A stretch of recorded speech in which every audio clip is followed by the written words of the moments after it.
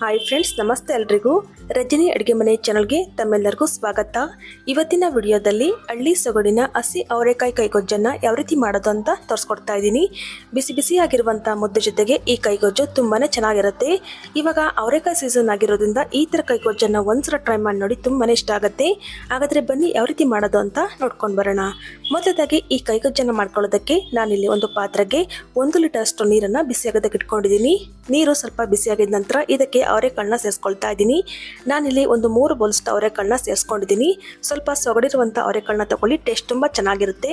ನಂತರ ಇದಕ್ಕೆ ಒಂದು 3 ಬದನೆಕಾಯಿನ ಈ ರೀತಿಯಾಗಿ ಸ್ವಲ್ಪ ದಪ್ಪವಾಗಿ ಕಟ್ ಮಾಡಿ ಸೇರಿಸ್ತಾ ಇದ್ದೀನಿ. ಜೊತೆಗೆ ಒಂದು 4 ರಿಂದ 5 ಹಸಿಮೆಣಸಿನಕಾಯಿನೂ ಕೂಡ ಸೇರಿಸ್ಕೊಳ್ತಾ ಇದ್ದೀನಿ. ನಿಮಗೆ ಖಾರಕ್ಕೆ ಎಷ್ಟು ಬೇಕು ನೋಡಿಕೊಂಡು ಸೇರಿಸ್ಕೊಳ್ಬೋದು. ಜೊತೆಗೆ ಒಂದು 3 ಟೊಮೊಟೊನ ಮಧ್ಯದಲ್ಲಿ ಕಟ್ ಮಾಡಿಬಿಟ್ಟು ಸೇರಿಸ್ಕೊಳ್ತಾ ಇದ್ದೀನಿ. ನಿಮಗೆ ಗೊಜ್ಜು ಜಾಸ್ತಿ ಬೇಕು ಅಂದರೆ ಟೊಮೊಟೊ ಮತ್ತು ಬದನೆಕಾಯಿ ಪ್ರಮಾಣ ಜಾಸ್ತಿ ಹಾಕ್ಕೊಳ್ಳಿ.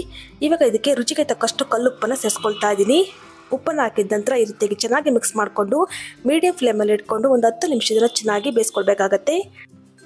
ಸೊ ಇವಾಗ ನೋಡ್ತಾ ಇರ್ಬೋದು, 10 ನಿಮಿಷ ಆದ ನಂತರ ಟೊಮೊಟೊ, ಹಸಿಮೆಣಸಿನಕಾಯಿ, ಬದನೆಕಾಯಿ ಎಲ್ಲ ಚೆನ್ನಾಗಿ ಬೆಂದಿದೆ.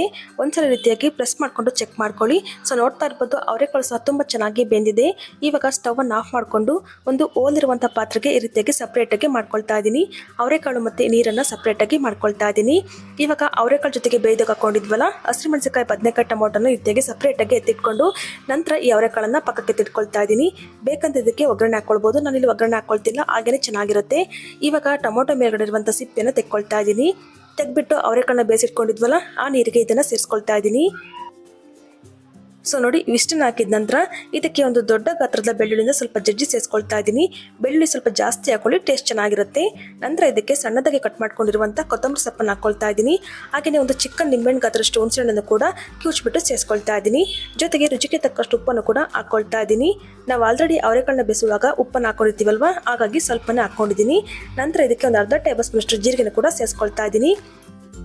ಇವಾಗ ಇಷ್ಟನ್ನು ಕೂಡ ಚೆನ್ನಾಗಿ ಸ್ಮ್ಯಾಶ್ ಮಾಡ್ಕೊಳ್ತಾ ಇದ್ದೀನಿ. ಸೊ ಇಷ್ಟೇ ಇದ್ದು ತುಂಬಾ ಸಿಂಪಲ್ ಆಗಿ ಮಾಡ್ಕೊಳ್ಬೋದು. ಕೈಗೊಜ್ಜು ತುಂಬಾ ಟೇಸ್ಟಿಯಾಗೂ ಸಹ ಇರುತ್ತೆ. ಕಡಿಮೆ ಇಂಗ್ರೀಡಿಯೆಂಟ್ಸ್ ಹಾಕೊಂಡು ತುಂಬ ರುಚಿಯಾಗಿ ಮಾಡ್ಕೊಳ್ಬೋದು. ಇವಾಗ ನೋಡಿ, ಈ ರೀತಿಯಾಗಿ ಚೆನ್ನಾಗಿ ಸ್ಮ್ಯಾಶ್ ಮಾಡ್ಕೊಂಡಿದ ನಂತರ ಇದಕ್ಕೆ ಒಂದೇ ಒಂದು ಈರುಳ್ಳಿನ ಸಣ್ಣದಾಗಿ ಕಟ್ ಮಾಡಿ ಸೇರಿಸ್ತಾ ಇದ್ದೀನಿ. ಸೇರಿಸ್ಕೊಂಡು ಚೆನ್ನಾಗಿ ರೀತಿಯಾಗಿ ಮಿಕ್ಸ್ ಮಾಡ್ಕೊಂಡ್ರೆ ಆಯಿತು. ತುಂಬಾನೇ ರುಚಿಯಾಗಿರ್ತಕ್ಕಂಥ ಕೈಗೊಜ್ಜು ರೆಡಿ ಆಗುತ್ತೆ. ಮುದ್ದೆ ಜೊತೆಗಾಗಿರ್ಬೋದು, ಅನ್ನ ಜೊತೆಗಾಗಿರ್ಬೋದು, ತುಂಬ ಚೆನ್ನಾಗಿರುತ್ತೆ. ಖಂಡಿತ ಈ ವಿಧಾನದಲ್ಲಿ ಒಂದ್ಸಲ ಟ್ರೈ ಮಾಡಿ ನೋಡಿ. ಹಾಗೆಯೇ ಹೇಗೆ ಬಂದಿತ್ತು ಅಂತ ಕಮೆಂಟ್ ಮೂಲಕ ತಿಳಿಸ್ಬೋದು. ಹಾಗೆಯೇ ಇವತ್ತಿನ ವಿಡಿಯೋ ನಿಮಗೆ ಸ್ವಲ್ಪನಾದ್ರೂ ಇಷ್ಟ ಆಗಿದ್ರೆ ಲೈಕ್ ಮಾಡಿ, ಫ್ರೆಂಡ್ಸ್ ಅಂಡ್ ಫ್ಯಾಮಿಲೀಸ್ ಕೂಡ ಶೇರ್ ಮಾಡಿ. ಮತ್ತಷ್ಟು ಸಿಂಪಲ್ ಅಂಡ್ ಕ್ವಿಕ್ ರೆಸಿಪಿಗಾಗಿ ರಜನಿ ಅಡುಗೆ ಮನೆ ಚಾನಲ್ನ ಸಬ್ಸ್ಕ್ರೈಬ್ ಮಾಡಿಕೊಂಡು ಸಪೋರ್ಟ್ ಮಾಡಿ. Thank you for watching.